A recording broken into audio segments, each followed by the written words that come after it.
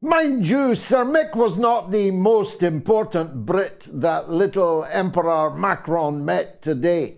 Sir Keir Starmer, another knight of the realm, was unusually ushered into the Elysee to meet the sitting president. Doesn't happen often that the leader of the so-called opposition in a parliament gets an audience with the president himself, but it soon became clear who had arranged it.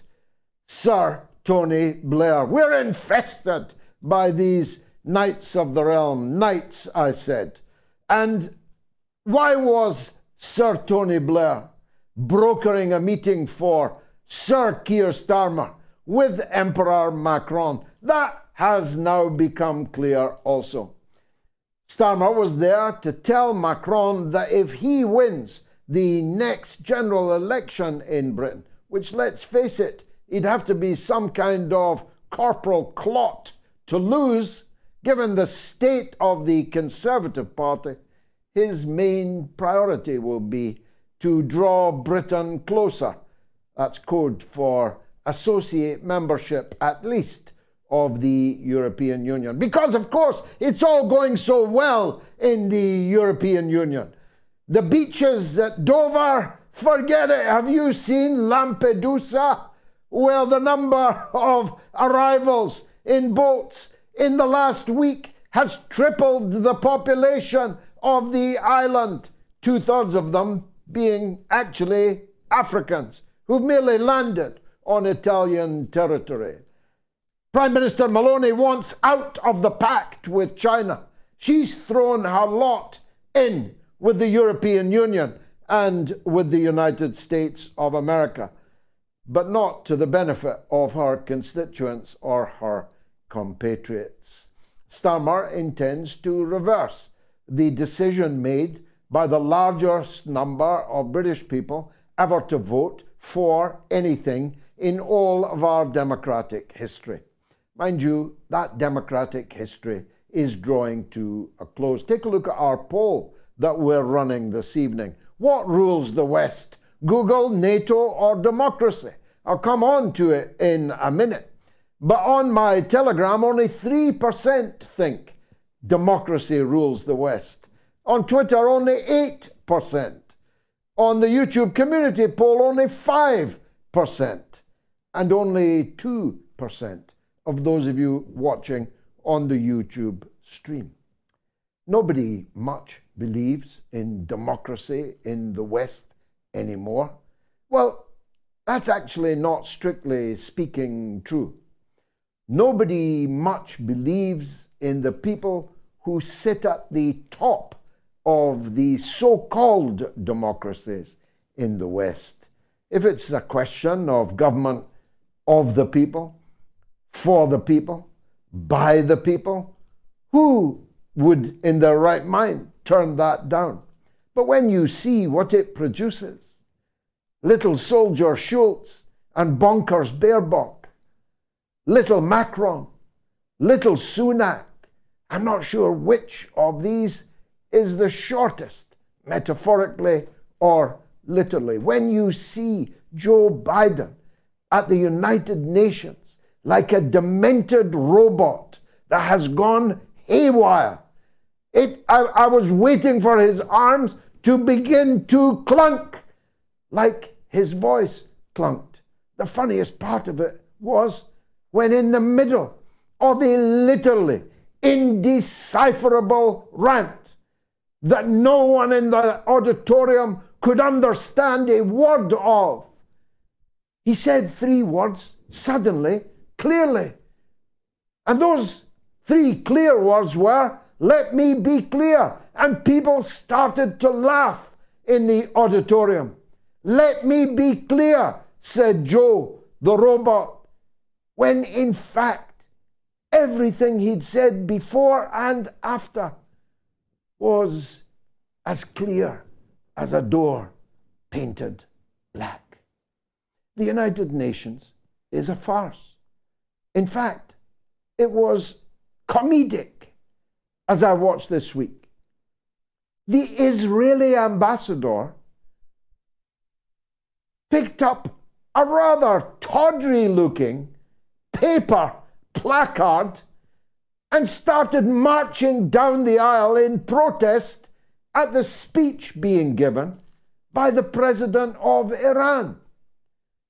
He was then huckled out of the United Nations, the Israeli ambassador, by security guards trying to handcuff him because he would not stop behaving like a hooligan. The fact that, well, do you know what was on the little piece of paper he was holding up?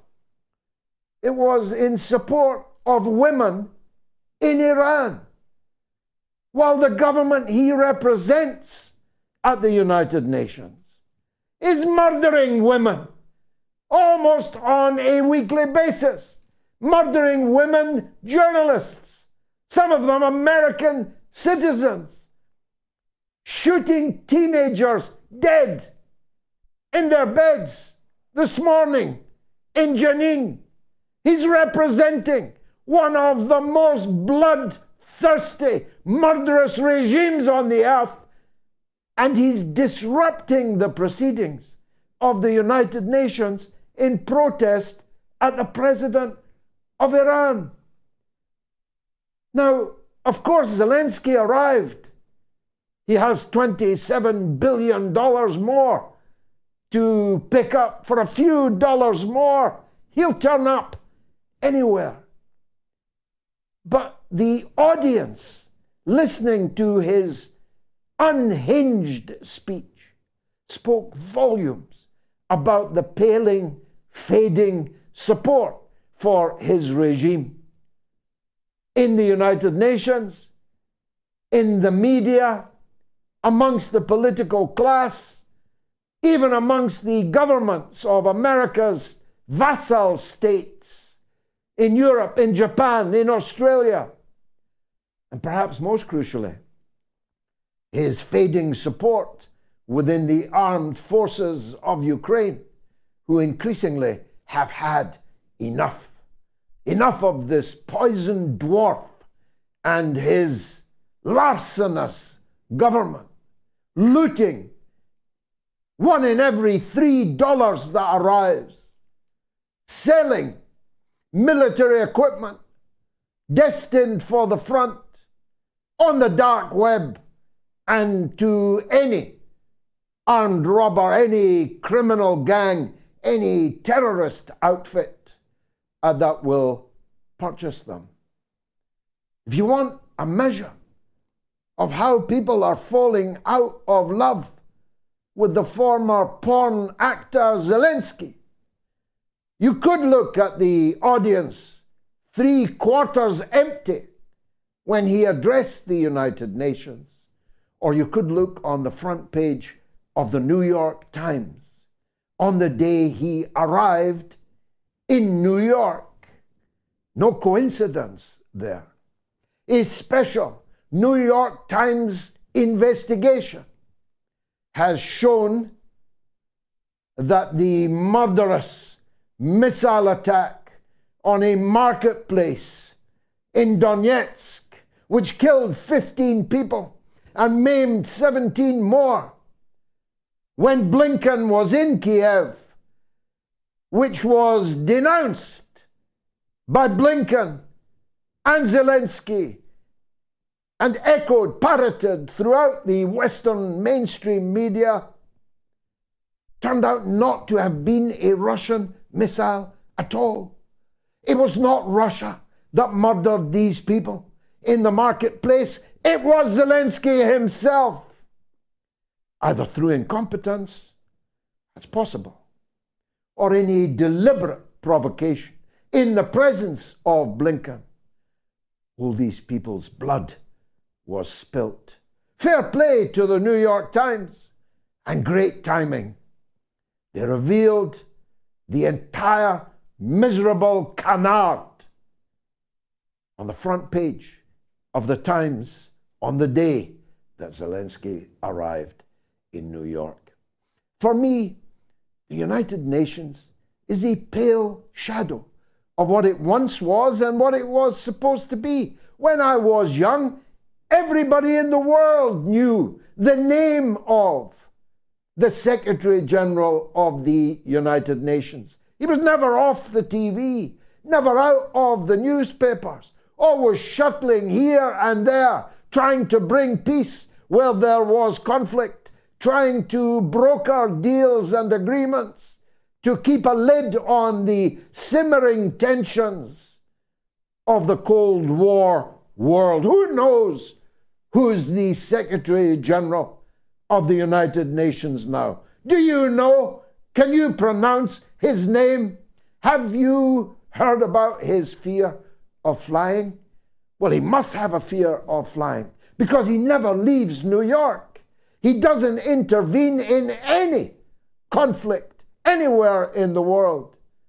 The Pope does more for peace than the Secretary General of the United Nations. Now let me move on to a very important matter that I need to get off my chest. YouTube is owned by Google. Google was elected by nobody. And even prior to the passage of the online safety bill in the UK, to which I shall turn in a minute, Google acted as the #1 censor of information in the world today. There is nobody that they will not censor. Elected presidents, they'll censor. King's councils giving evidence to parliamentary inquiries on the disease, ailment that must not speak its name for fear of suppression by Google. This very day, a King's Council giving evidence in Parliament has been censored by Google. Who gave them the authority to do this? Nobody. They are too powerful for their own good and certainly for the good of society as a whole. We have been mugs, allowing these people, Zuckerberg too, to accrue all this power to interfere in our democracy. You want democracy, but you want a mogul somewhere, a billionaire, in the case of Google, a trillionaire to decide what information you can access and what information will be denied to you, even if it's in a parliamentary inquiry and spoken by a King's Council. Why did we allow these people to accrue such overweening, overbearing, and unbearable power? Well, we went quietly into that good night. We were so excited about the existence of social media. It did not occur to us that the more we used it, the more money the trillionaire earned and the more power he had at any time to turn off the tap, to deny platforms to people, to demonetize people, only on accusations, not even charges, never mind convictions, although there's some odd people there with multiple convictions that are still monetized and have still got platforms on Google, on YouTube. By the end of this talk, maybe it's already happened. I may no longer even be speaking to you on YouTube. Such is the power that these people have accrued, and it is profoundly unhealthy to our democracy that a tiny handful of people, the 10 richest people in the world, almost all of whom are in this internet business in one way or another, own more wealth than 40% of the entire population of the world, as President Lula told the United Nations today, just before he felt too tired to meet with President Zelensky. I had to go home, had a cough, was fatigued. These 10 individuals who own all this media power are the real rulers of the public space. How did we allow this? And how can we circumvent it? For circumvent it we must. If he who cannot be named, for fear of Google immediately suppressing this broadcast, as they did on Sunday, can be demonetized on the simple accusation of someone, then how much longer are the rest of us for this public square? After all, anybody at all can be accused of anything at all. No evidence needs to be produced. No trial needs to be held. No judge, no court, no jury. Google and their friends are the judge, jury, and executioner. Until today, when the British Parliament passed with flying colours the Online Safety Bill. Now, of course, the bill is wrapped up in pretty paper. Going to crack down on exploitation of children, on extreme pornography, on all the ugliness that is to be found if you look for it on the internet. But that's not their real reason. That's not the reason why Ofcom are literally licking their lips. I saw the video of the woman in charge. She couldn't have been more pleased if she'd won the Euro millions on the lottery. Because now she can decide that what I am saying to you now about her is harmful to you and therefore must be taken down, must be censored. Who will guard the guards? The age-old question. Who will decide what is harmful? Well, in my country of Scotland, that's already decided. Police Scotland has set up a special unit. Imagine. Get your house burgled, forget it.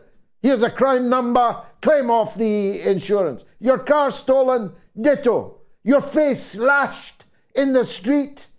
You'll be lucky if you've any blood left before the police arrive. But they've got a special unit just been set up to police the hate crimes bill starting in November, just a few weeks from now. And you know what their two priorities are? To crack down on the misgendering of people and on the people who try to stop biological males going into female toilets. Well, I've got news for you, Mr. Yousaf and Mr. Police Scotland. I will not be calling Junior Sergeant 4th Class Sarah Cirillo the erstwhile spokeswoman man, it, them, they, of the Ukrainian regime. I will not be calling her a woman. I will be, in terms of your law, misgendering her. That guy with the big swinging dick in the women's prison at Cornton Vale, raping prisoners and staff, I will not be calling a woman. And there are 4 females in my household.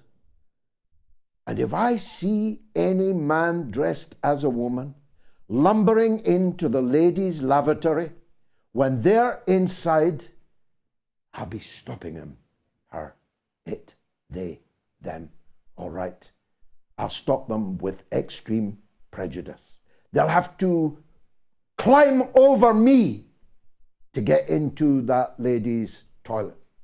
When my family are there, I told you it was going to be a bumpy night. You better fasten your seatbelt. This is the mother of all talk shows.